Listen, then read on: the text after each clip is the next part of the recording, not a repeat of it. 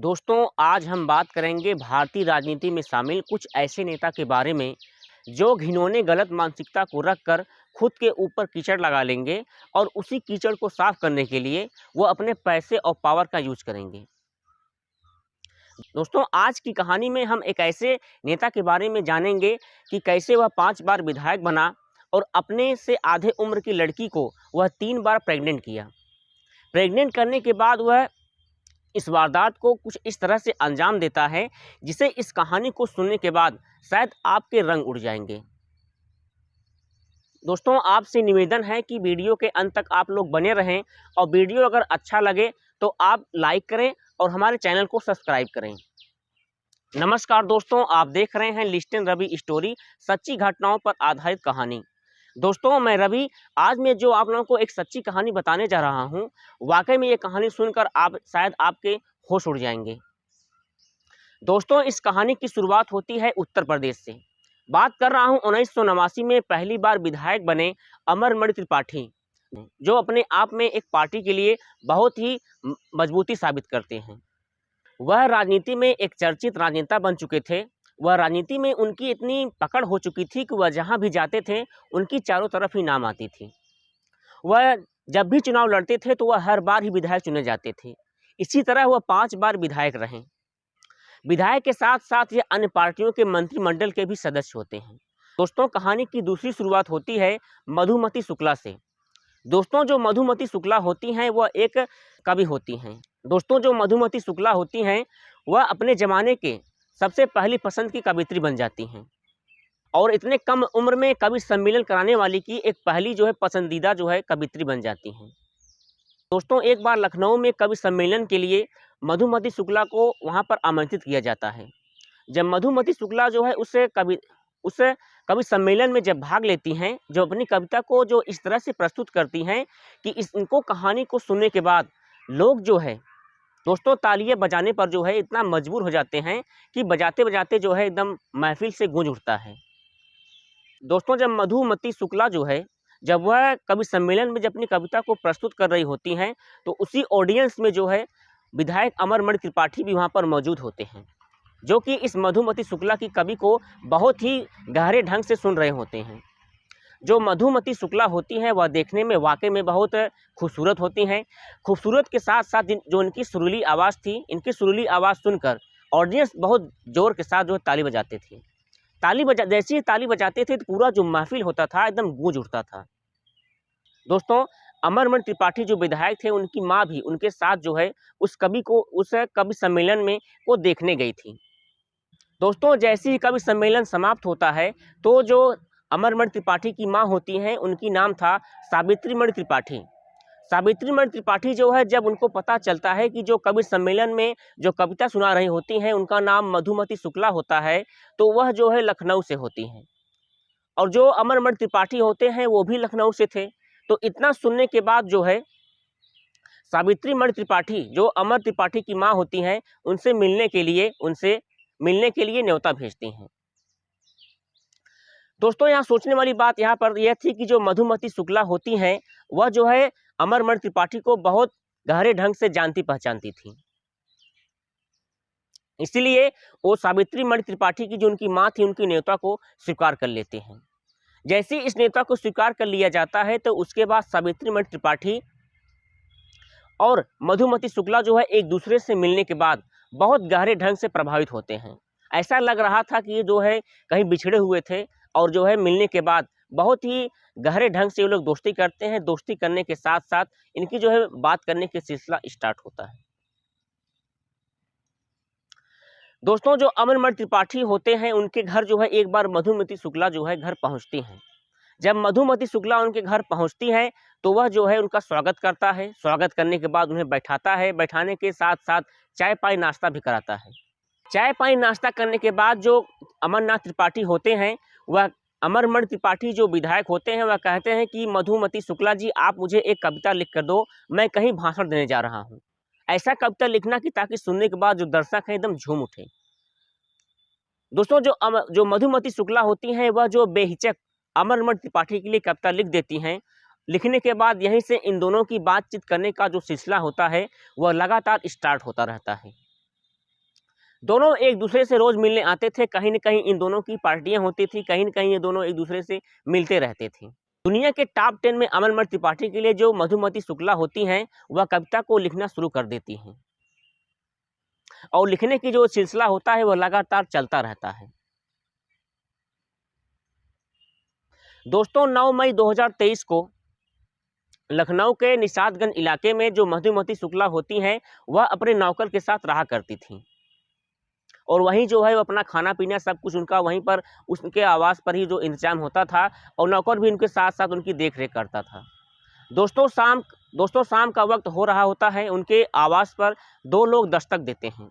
जैसे ही दो लोग दस्तक देते हैं तो नौकर जो है दौड़कर वह अंदर जो है मधुमती शुक्ला को बताता है कि आपसे दो लोग कोई मिलने आए हैं। तो वह जो है मधुमती शुक्ला कहती है कि इन्हें जो है अंदर जाने दीजिए। इसके बाद मधुमती शुक्ला जो है उन्हें अंदर बुलाती हैं। बुलाने के बाद उन्हें बैठाते हैं।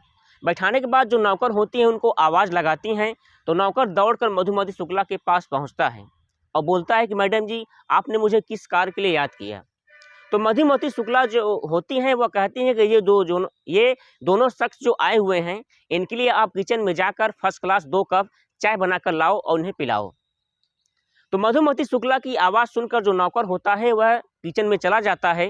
किचन में जाने के बाद दोनों लोगों के लिए वह चाय बना रहा होता है। उसके बाद जैसे ही वह अपने किचन में चाय बना रहा होता है तो उसको जो है गोली लगने की आवाज़ सुनाई देती है। जैसे ही उसे गोली लगने की आवाज़ सुनाई देती है तो वह दौड़कर अपने कमरे में जाता है। जब वहाँ पर दौड़कर वह जो उस कमरे में जब जाता है तो वहाँ पर खून से लथपथ मधुमती शुक्ला को पाता है। और यहाँ पर सोचने वाली बात यहाँ पर ये थी कि जो दोनों गुंडे जो है वहाँ पर उन्हें मारने के लिए आए थे, वो दोनों दरवाज़ा बंद कर वहाँ से भाग जाते हैं और वह ज़ोर-ज़ोर से नौकर चिल्ला रहा होता है, लेकिन उसकी मदद के लिए आवाज़ कोई नहीं सुनता है। दोस्तों गोली लगने के बाद मधुमती शुक्ला खून से तड़प रही होती हैं, लथपथ हो रही थीं। धीरे-धीरे इनका शरीर जो होता है वह ठंडे होने लगता है। दोस्तों अब यहाँ सोचने वाली बात ये थी कि जो मधुमती शुक्ला होती हैं उनकी जुड़वा बहन होती है। उस बहन का नाम था निधि शुक्ला। निधि शुक्ला को जैसी यह खबर मिलता है तो वह जो है अपनी बहन के पास पहुँचती हैं। दोस्तों शाम का वक्त होता है, 7 बज रहे होते हैं। जैसी है वह पुलिस को सूचना दिया जाता है तो पुलिस को लगता है हो सकता है जो है इस लूटपाट की कुछ वारदात हो, इसी तरह इन्हें गोली मारी गई हो। लेकिन आला स्थल पर जब वो घटना स्थल पर जब पुलिस कर्मचारी वहाँ पर पुलिस टीम के साथ वहाँ पर पहुँचते हैं तो पता चलता है न वहाँ पर छीना झपटी हुई है, न कोई सामान चुराया गया है। उन्हें पास से गोली मारा गई है, पास से गोली मारी गई है। इसके बाद जो लाश होता है वहाँ पर पुलिस जो है अपने पोस्टमार्टम के लिए पोस्टमार्टम हाउस भेज देती है। यहाँ पर जो पुलिस होती है, पुलिस को वहाँ पर कुछ मौजूदगी हाल ही में वहाँ पर उन्हें कुछ मोबाइल और कुछ जो है डायरी मिलती है। उस मोबाइल और डायरी को अपने कब्जे में ले लेते हैं। लेने के बाद पुलिस टीम अपने पुलिस के साथ वहाँ पर शव को कब्जे में लेकर पोस्टमार्टम हाउस के लिए भेज दिया जाता है। जब पोस्टमार्टम में वहाँ पर पोस्टमार्टम हो रहा था तो उस पोस्टमार्टम हाउस में अमरनाथ त्रिपाठी विधायक भी वहाँ पर मौजूद था। दोस्तों ऐसा इसलिए लग रहा था कि लोगों को लग रहा था कि ये जो है कवियत्री थी, इसके लिए कविता लिखती थी। हो सकता है परिवार के लिए सहानुभूति के लिए वह वहाँ पर मौजूद होता है। दोस्तों इसके बाद पोस्टमार्टम जो है किया जाता है। पोस्टमार्टम करने के बाद जो विधायक अमरमणि त्रिपाठी होता है वह अपने आवास से 110 किलोमीटर की दूरी पर लखीमपुर खीरी के लिए अंतिम संस्कार के लिए वहाँ से भेज देता है। दोस्तों पूरी तैयारी के साथ लखीमपुर खीरी के लिए वह जो लाश थी वह 110 किलोमीटर तक पहुंच गई थी और शव की जलाने के लिए पूरी जो है इंतजाम कर लिया गया था। दोस्तों यहाँ पर देखने वाली बात यह कि लखनऊ के तत्कालीन एसएसपी अनिल अग्रवाल जो होते हैं उन्हें कुछ जानकारी मिलती है तो वह तत्कालीन अपने पुलिस टीम को सूचित करते हैं कि लाश को किसी भी हालत में इसे लखीमपुर खीरी से 110 किलोमीटर की दूरी पर आप लेकर लखनऊ आइए। पुलिस वहां पर तत्काल पहुंचती है। पहुंचने के बाद उस शव को कब्जे में फिर से लेती है। लेने के लिए लखीमपुर खीरी से फिर वह लखनऊ के लिए रवाना होती है। दोस्तों वहां से पुलिस जो है वह लाकर जो है जो शव होता है वह लखनऊ लाकर रख देता है। इसके बाद जो अनिल अग्रवाल एसएसपी होते हैं उन्हें पता चलता है कि जो मधुमती शुक्ला थी पिछले 7 महीने से जो प्रेग्नेंट थी।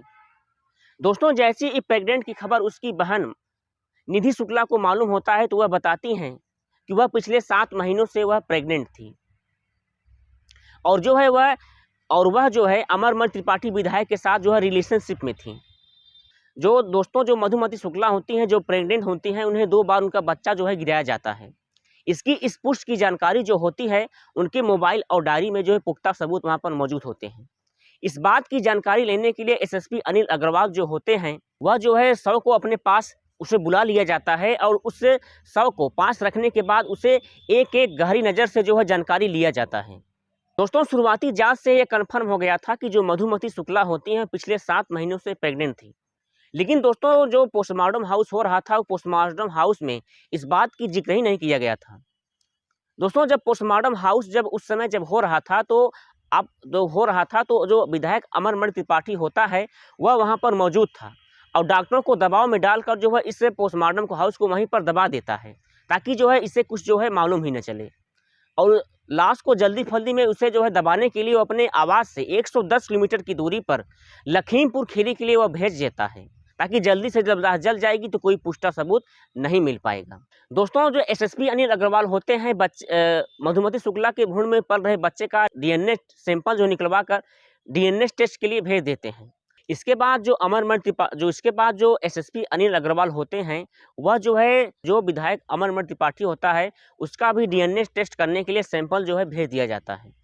दोस्तों इसके कुछ दिन बाद जब डीएनए टेस्ट का जो रिजल्ट आता है, तो उस मधुमती शुक्ला के पेट में पल रहे बच्चे का डीएनए टेस्ट और अमरमल त्रिपाठी का डीएनए टेस्ट जो है बिल्कुल एक ही आता है। इससे साफ हो जाता है कि तीसरे बच्चे का जो पिता होता है वो अमरमल त्रिपाठी ही होता है। जो मधुमती शुक्ला की बहन होती है निधि शुक्ला, वह जो है विधायक पर आरोप लगाते हुए जो पुलिस स्टेशन में उसके खिलाफ केस दर्ज कराती हैं और इधर जो है उस केस में ये भी खुलासा करती हैं कि जो मेरी बहन थी, मेरी बहन से जो है ये चोरी छुप के मुलाकात करता था। मुलाकात करने के दौरान उसे बहलाया फुसलाने के साथ साथ वह हमारी बहन को शादी का झांसा देकर उसके साथ जो है वो प्रेग्नेंट किया। प्रेग्नेंट करने के साथ मेरी बहन को 2-3 बार रिबोर्सन भी कराया। उसके बाद बच्चे गिराने तक भी धमकी देता है। इसके बाद जब मेरी बहन मना कर देती है तो इसी पर बात जो है बहुत ज़्यादा बढ़ जाता है। दोस्तों जो एसएसपी अनिल अग्रवाल होते हैं, डीएनए टेस्ट की जो रिपोर्ट होती है वह क्राइम ब्रांच वालों को सौंप देते हैं। अब दोस्तों क्राइम ब्रांच की जो रिपोर्टर होते हैं, जो अधिकारी होते हैं वह अपनी स्तर से जाँच करना शुरू कर देते हैं। दोस्तों देखते देखते ये मामला बहुत गंभीर होते जा रहा था और ये प्रदेश में बहुत तेजी के साथ फैल रहा होता है। दोस्तों क्राइम ब्रांच के जो अधिकारी होते हैं राजेश पांडे वह जो है इस आपराधिक की मामलों की जांच अपने जड़ से उसको प्रारंभ करना शुरू कर देते हैं। दोस्तों इधर देखने वाली बात यहाँ पर यह थी कि उत्तर प्रदेश में उस समय मायावती की सरकार होती है। दोस्तों 2003 में मायावती की सरकार होती है और मायावती जो है उत्तर प्रदेश में मुख्यमंत्री होती हैं। इधर जो क्राइम ब्रांच की जो ऑफिसर होते हैं राजेश पांडे, इनकी जो मायावती ट्रांसफ़र करवा रही होती हैं। साथ ही साथ जो अमरमल त्रिपाठी विधायक होता है, उसके ऊपर जितने भी अधिकारी जो उसकी आपराधिक मामलों को जांच कर रहे होते हैं, इधर लगातार वह सस्पेंड करा रही होती हैं। दोस्तों इसका जनता जो है लगातार मायावती की विरोध कर रही होती है। दोस्तों देखती देखती जो मायावती होती हैं वो जो डर जाती हैं, सहम जाती हैं। उनका जब विरोध होने लगता है तो जो विधायक होता है अमरमल त्रिपाठी को अपनी जो है मंत्रिमंडल से उसे निकाल देती हैं। दोस्तों इधर मंत्रिमंडल से निकालने के बाद लेकिन उसके जो काम में तेजी नहीं लाई जा रही थी। जो आला अधिकारी होते हैं बिल्कुल हाथ पे हाथ दिए जो बैठे होते हैं। दोस्तों क्यों बैठे रहेंगे, इसका कारण ये भी था जो उत्तर प्रदेश में मुख्यमंत्री थी वो मायावती थी। अब जब भी कोई अधिकारी जांच करने के लिए जाता था तो उसे सस्पेंड कर देती थी। अब दोस्तों जब अधिकारी सस्पेंड हो जाते थे, उनकी पगार रुक जाती थी। पगार रुकने के साथ साथ उनकी कई समस्याएं हो जाती थी, इसलिए वह जो है इस आपराधिक मामलों को जांच करना बंद कर देते हैं। लेकिन दोस्तों जो निधि शुक्ला होती है, जो मधुमती शुक्ला की जो बहन होती है, वह जो है इस मामले को दिल्ली लेकर जाती हैं। उस समय जो प्रधानमंत्री होते हैं अटल बिहारी वाजपेयी, पीएमओ ऑफिसर से वह गुहार लगाती है। पीएमओ ऑफिसर जब गुहार लगाती है तो पीएमओ ऑफिस से मायावती को सूचना आता है, तो मायावती जो है उस क्राइम ब्रांच की ऑफिसर सीबीआई जांच की पुष्टि कर देती हैं। दोस्तों जब सीबीआई जांच की पुष्टि होती है तो सीबीआई जांच में पता चलता है कि जो अमरमल त्रिपाठी होता है, इनकी बहन को वह शादी का झांसा देकर उन्हें 7 बार प्रेग्नेंट करता है। प्रेग्नेंट करने के साथ साथ जब इनके पेट में बच्चा पल रहा होता है तो वह 2 बार उस बच्चे को भी गिरवा देता है। बच्चे को गिरवाने के साथ साथ जो रिबोर्सन कराता है।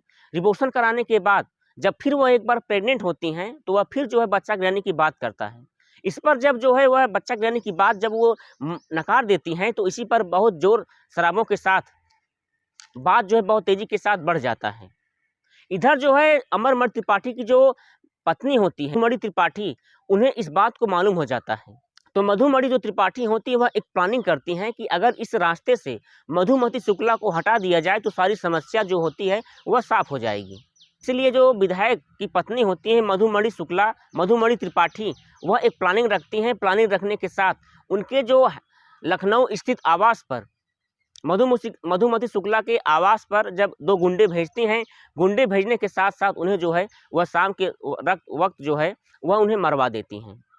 दोस्तों, इस खुलासे के बाद 23 सितंबर 2023 को अमरमणि त्रिपाठी सहित संतोष राय और कुछ उसके साथियों को गिरफ्तार कर पुलिस जो है जेल के अंदर सलाखों में डाल देती है।